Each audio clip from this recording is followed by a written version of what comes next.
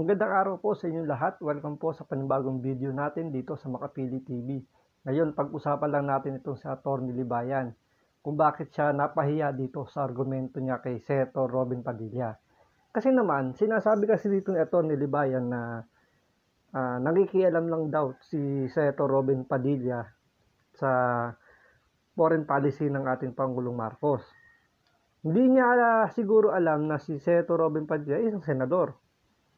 Hindi niya siguro alam na may karapatan ng isang senador na magtanong, magpaalala during budget deliberation.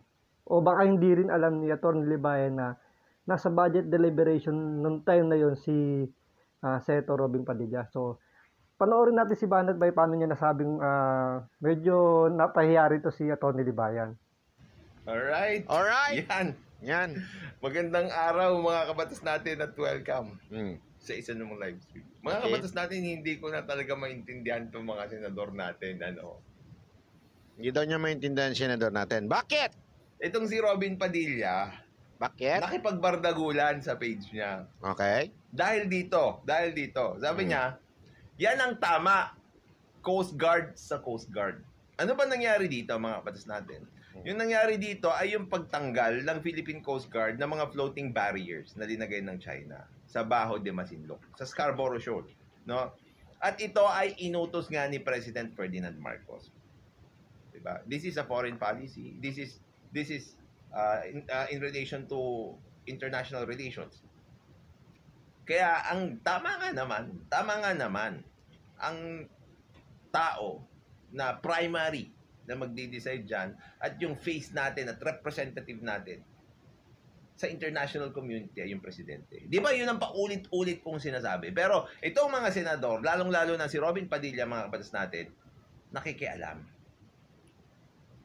Number 1 point. Nakikialam daw si Robin Padilla noong tungkol dyan sa issue na yan. Okay? Ngayon, kung si Robin daw ay nakikialam sa issue ng dyan sa West Philippine Sea, ito naman yung abogado nagmamarunong na akala mo may alam dun sa international law, di ba? Bakit? Bakit niya nasabing nakikialam si Robin Padilla? Pakinggan ninyo ang dahilan ni Libayan. Kasi nga, part nga nung kanyang kampanya, mga kabatas natin, yung West Philippine Sea.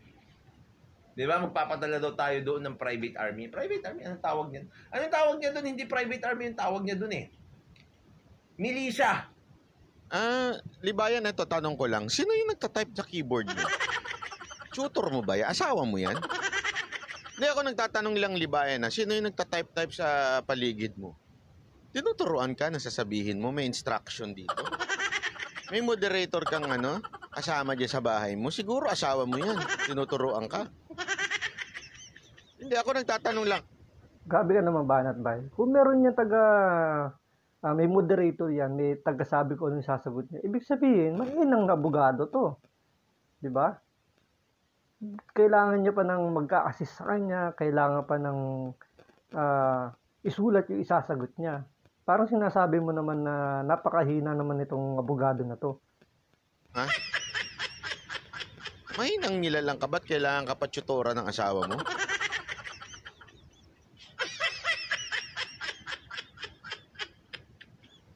Magpapadala nga daw tayo ng milisya, yun yung gusto niya mangyari, di ba? Kasi matapang daw siya. O, tignan nyo. Coast Guard sa Coast Guard. Magkipag-chess lang kayo dyan, mga bayaning PCG. Philippine Coast Guard yan. Let our president do the talking and walking.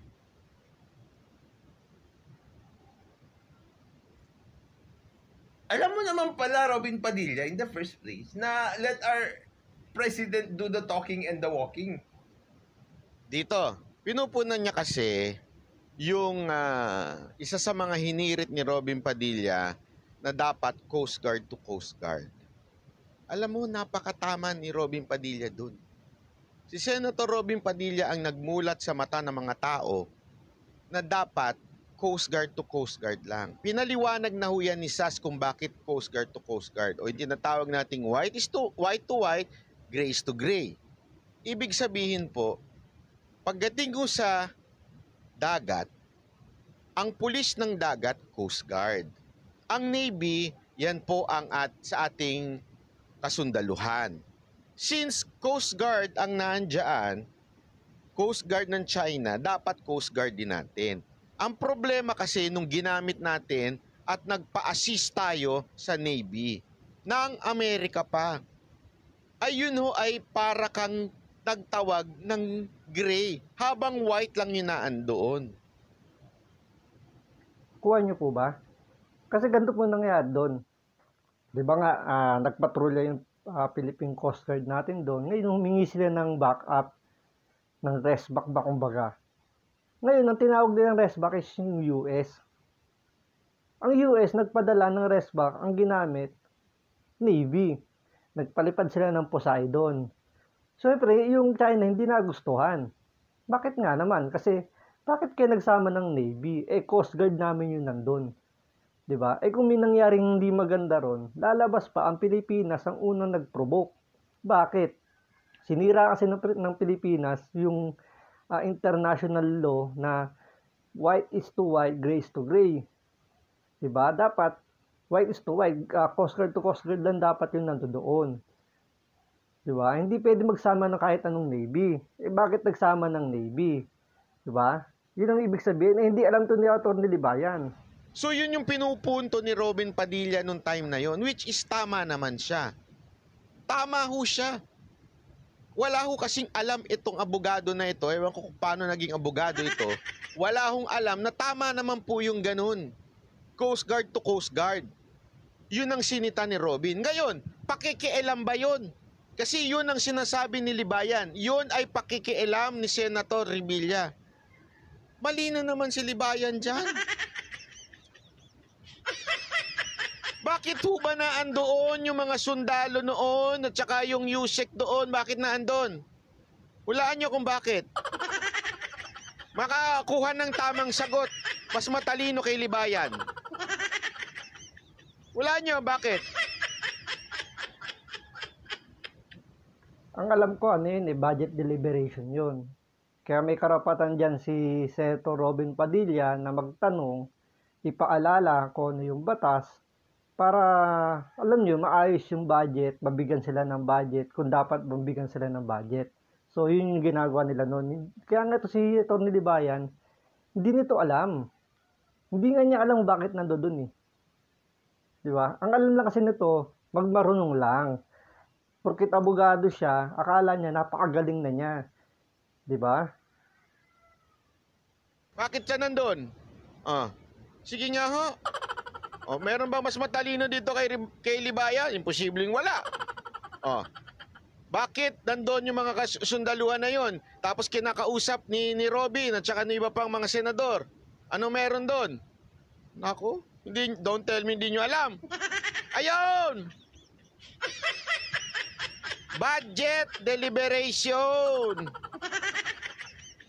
Bakit kanyo may budget deliberation? Para saan ho ba ang budget deliberation? Kung makakaalam ninyo, sige nga ho. Ay, sorry, hindi ho Revilla. Padilla ho, Padilla. Pasensya na, Padilla. Padilla ho, Padilla. Padilla ho, Padilla. Padilla ho, Padilla. Bakit ho? Bakit kanyo nandun? Bakit ho? Sige. Bakit? Dahil may budget deliberation. Ano sinasabi ngayon ng mga senador? Bakit ngayon pinakikialaman? Kasi nga, inaalam ng mga senador kung sapat ba ang budget nitong Coast Guard. Kaya nga, ang punto niya dito, kasi nga hindi marunong mag-research tong abogadong to eh. Diba? Ang pinupunto niya nga doon, dapat palakasin, dapat budgetan pa ang Coast Guard. Dahil sila dapat ang lumulusob doon. Kasi nga, ang punto niya nga, ako nga pumunta ako doon eh. Di ba? Pumunta ako doon na kaya ko. Mas maganda pa, kaya kasi kasama niya ang Coast Guard noon. Kaya sinusuportahan niya yung Coast Guard doon na ang sinasabi lang niya, huwag tayo magsama ng Navy kasi it's against international law. Hindi alam nung iba kasi tatanga-tanga na naman. So, ibig sabihin ba, tatanga-tanga rin yung nagsasabi niya na nakikialam daw si Robin Padilla sa usapin ng West Philippine Sea. 'Di ba? Kasi pinilalabas niya na ano eh, nangingialam daw eh. So tatanga-tanga rin tong nangingialam na 'to. 'Di ba? Kasi hindi niya alam, hindi nagre-research. So siya yung ano, nagmamarunong lang talaga na abogado. 'Di ba? Ano ba ang sabi ng international law? White is to white, gray is to gray. Ibig sabihin nun, ang pulis ng dagat ay Coast Guard. So ibig sabihin, kung Coast Guard ng China yan, Coast Guard din dapat natin. Hindi ho pwede magdala ng mga sundalo na Navy. Yun ang ibig sabihin ng international law. Kaya diniin niya ng todo. Ano ba sabi ng international law? Not according to the law of China, the law of America, the law of the Philippines. International law, ano sabi? White is to white. Tama si Robin doon. Pero sa Libayan Law, nakikialam doon si Robin Padilla. Ayon sa Libayan Law. 'Di ba? Bakit niya idiniin doon sa Coast Guard? Kasi nga budget deliberation. Hindi ho nangingialam si Robin sa foreign policy ng ating Pangulo. Huwag kang tanga, Libayan. Hindi pakingialam ang tawag doon. Yun po ay simpleng inaayos ang tama pagdating mo sa budget. At second, sabihin na natin hindi budget deliberation yun. Sabihin na natin hindi budget deliberation yun. Merong check and balance na kapangyarihan ng Senado. Hindi rin pangingialam yun. Mabuti pa si Banat Bay, alam eh, no? Kasi nagre-research. Kahit di siya abogado, marunong sa mag-research. Di kagaya ng iba na panay lang ang kuda na wala na research. Basta ang alam niya lang, abogado siya. Eh, trial lawyer lang naman niya. Hindi naman siya international international lawyer. Diba? Ibig sabihin, marunong lang talaga. Na akala mo, eh, alam na alam. Eh, kaya, marunong ba yung ganyan? Tignan niyo lang yung kartada niya. Ano ho ba ang definisyon ng pagiging senador o kongresista kung alam mo, Libayan? Sagot!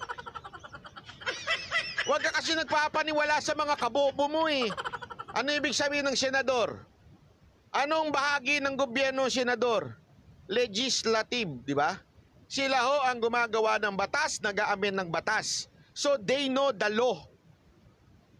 They know the law at nakikita nila pag medyo sumasablay ang pag-i-implement ng law.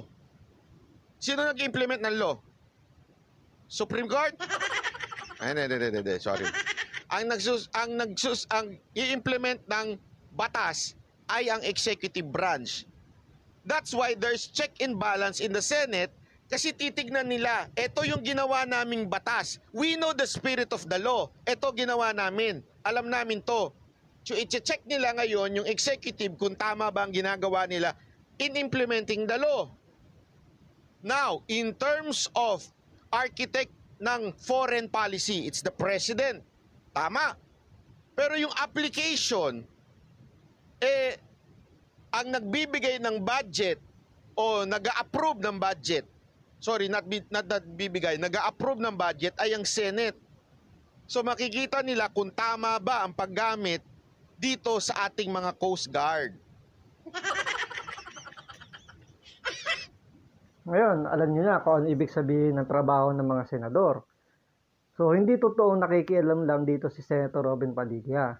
Ginagampanan lang po niya yung kanyang trabaho bilang senador. Diba? Ngayon, ang nakikialam, itong abogadong to, na nagmamarunong, na hindi naman alam kung ano yung ginagawa ng mga senador sa oras na yon.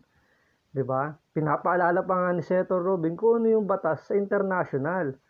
Hindi alam nito ni Atty. Libayan kung ano yung international law yun. Kaya ngayon, kumukuda-kuda na lang siya dyan. Diba? So, abangan po natin sa mga susunod na video kung ano po ba itong mga inihirit na wala sa hulog ni Atty. Libayan. Sigurado, ipahihiya na naman siya nito ni Banat Bay. So, maraming salamat po.